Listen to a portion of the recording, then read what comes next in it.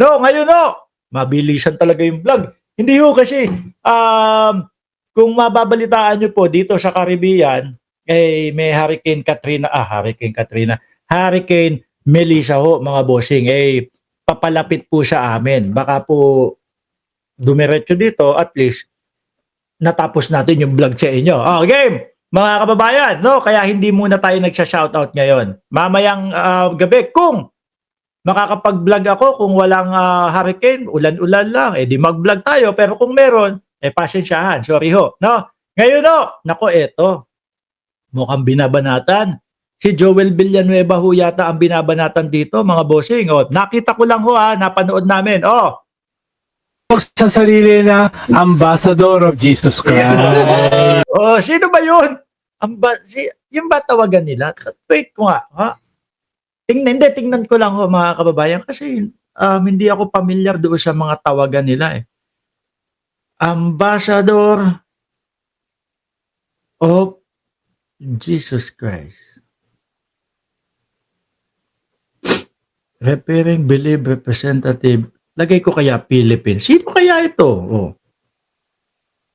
Oh, Ambassador of Jesus Christ, Philippines. Putik na yan, si Alan Peter Cayetano pala. No? Alan Peter Cayetano pala. Sorry. Boss Joel. Sorry na po. Si Alan Peter Cayetano pala ito. Oh, game. Kasi kapag ho yung ganyan, mga kababayan, is naiisip ko si Boss Joel eh. Di ba? Kapag kayo si Boss Joel, nandoon sa kanilang misa, talagang gumaganon pa yung mga kamay niya, oh. Nakadipa pa. Oh.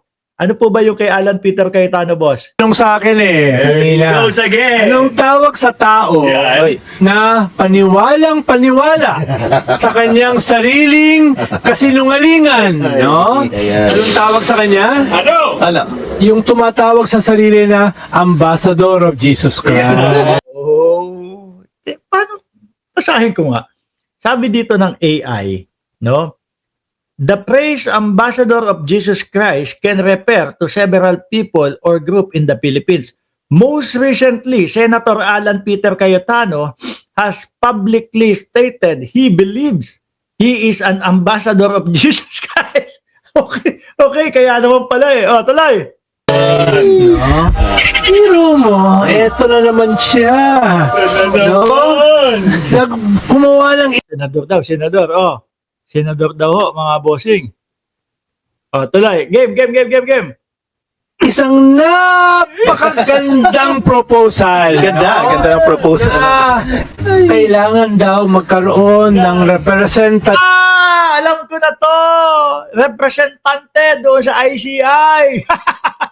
Kailangan daw po, mga bossing, ay magkaroon ng representative ng oposisyon. Ay, oposisyon no ang tawag nila sa kanilang sarili. Oho! No? Yung mga DDS, opposition no ang tawag nila sa kanilang grupo. Ang sabi ko naman po, ang tunay na oposisyon, walang iba, yung mga kakamping.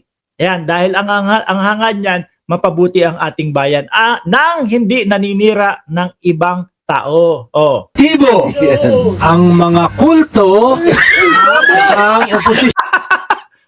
Kulto tinawag. Mga DDS po ba yung tinawag niyo kulto? Dito Sino kaya ang pwedeng mag-connect sa akin? Ay, si Mark Gamboa. Itag nyo nga si Mark Gamboa. No? Sa pakisabi, imbitahan natin si Sir Ronald Llamas dito sa atin channel. No? Mukhang masaya ho yun. Di ba? Oh, mamaya kakausapin ko si paring Mark. Kasi ano natin yan, kung paring buuho natin yan, mga boss. Oh. sa ICI. How do you really feel? Sabi ng Pangulo, wala daw politiko. So, bawal, hindi pwede. Independent, no? Hindi ko na matapos. Independent cop. Kaya nga tinawag na independent eh. Kaya nga Sabi ni Boss Llamas, sabi ho ni Marcoleta, kung independent yan, dapat hindi, kumbaga parang ayaw niyang makipagtulungan doon sa ICI. Bakit sila hihingi ng tulong sa Senado o sa Kongreso?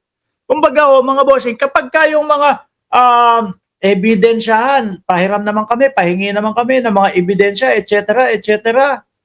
Oh. 'Di ba? Madali na. Kung talagang para sa bayan, itong mga senador natin, lalo na si Marcoleta, bakit hindi ka makikipagtulungan diyan sa ICI? Bakit? Kasi hindi pwede sa state witness. Itong mga diskaya. Ganun ba?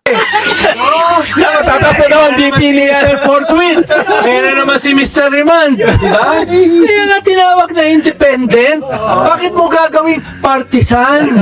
No? Ako, hindi naman ako ganun nagpapanggap na matalino. No? Pero Pero tumatalino daw siya kapag yung mga DDS daw ng mga senador. Ha? matalino ako kumpara sa mga ito eh. Kaya mas gusto ko silang kasama kaysa dito sa mga kasama ko dito. Sorry naman. Ang bobo. Ha? So, ayun, no? Oh, sa pulka, Alan Peter Cayetano, walang palag. Tapos, oposisyon. Ano bang ibig Ako, hindi ako naniniwala na opposition yan eh. O ano daw ang ibig sabihin ng opposition? Puro parang nandoon yung mga investigahan eh. sabihin ng oposisyon? Sino nga ba yung opposition? Natalo ka sa eleksyon, sa Senate leadership, ikaw ay oposisyon na? Ang ibig sabihin ng oposisyon ay prinsipyo. Correct. Ayan yung sinasabi ko ho sa inyo. Kaya hanggang ngayon ho, hindi ako naniniwala na yung mga DDS ang mga oposisyon, mga bossing. Dahil po dyan. Dahil hindi natin sila makitaan na tunay na pag-angat ng Pilipinas o para sa Pilipinas yung kanilang mga ginagawa. Hindi, para sa iisang pamilya lang. Plataforma, vision, higher purpose, Higher purpose. hindi lower organ. No? Parang sinasabi, bobo. Parang sinasabi, bobo kayo. Gusto ko ho, i-connect nyo ako o itag nyo si Mark Gamboa para mayanig, para i-connect tayo kay Sir Ronald Llamas para ma-guest natin dito sa Mark Ramos Channel or sa Birahan PH Show, no? Yan! Nako. Yan ang ibig sabihin yan, no? Tapos, oposisyon. Sino ba miyembro niyan? Ay, Yung mga iimbestigahan po. Di ba yan yung iimbestigahan ng ICI? Opo, sila po. Para magkampi-kampi doon sa ICI. Diyos ko po. Halatang halata yung mga galawan nila Alan Peter Cayetano, No? Yan yung gusto mo magkaroon ng representasyon? Para may magtatanggol siguro doon sa mga kasamahan nila na mga senador na iniimbita ng ICI. Sa ICI? Di ba? Sandali. Meron pa dito. Senator Alan Peter Cayetano stated in March 2025 Senate hearing that he believes he is an ambassador of the Lord Jesus Christ. Apollo Kibuloy naman, the founder of Kingdom of Jesus Christ, is also known by other self-proclaimed titles and was close associate of former President Rodrigo Duterte. He is currently facing criminal charges and is a fugitive. Late kayo, hindi na pugante. Kasi nakakulong na si Kibuloy. Tuloy. Ano ka? No? Anong tawag sa'yo? Oh. Binobobo nila yung taong bayan. Tapos, ang lakas ng para sabihin Aaron ba? na ang mastermind dito sa mga banat. Sabihin, ang mastermind yan, wala iba kundi si Martin Romualdez. Tapos po, pag hiningan natin ng ebidensya, or yung tipong hinagilap natin doon sa kanilang mga pagpapaliwanag, yung sinasabi nilang si Martin Romualdez ang mastermind, wala naman pong makita. Wala naman pong ma-connect. Sa kasama mo sa oposisyon na si Boy Dila. Grabe! Naku, gusto kong makasama natin dito sa vlog itong si Sir Ronald Llamas. Kasi tutugma ho eh. Tutugma doon sa vlog natin kasi yung mga Boy Dila, ganyan yung tawag natin sa kanila Senator Joel Villanueva. Boy Dila. Kung hindi nyo alam, mga boss Pamo sir, kung bakit nabansagan ng Boy Dila, di ba pagkasabi ni Boy Dila o ni Villanueva na sige na, magsalita ka na doon sa mic. Kontrahin mo na, kumbaga, bastusin mo na si Risa Ontivero. Si Risa Ontivero sabay nila. Gumanon bigla sa gilid, di ba? Oh. Ay si Laila de Lima na pinakulong niyo ng 7 taon kahit walang sala, Oh. no? At muntik pang mamatay sa loob ng kulungan. Oh, naalala ko 'yon. No, di ba? Meron parang gunman yata kung di ako nagkakamali. Siya pa daw ang mastermind. Oh, totoo, sinabi ni Villanueva 'yon. Sa likod ni Carpio Morales, no? Na hinatulan si Senator Joel Villanueva. Di ba? Lakas naman ang loob mo. Grabe naman 'yon. Turo sa iba, ano? Subukan mo na ba makulong na isang araw? Isang araw na, kahit isang araw. Nang walang sala?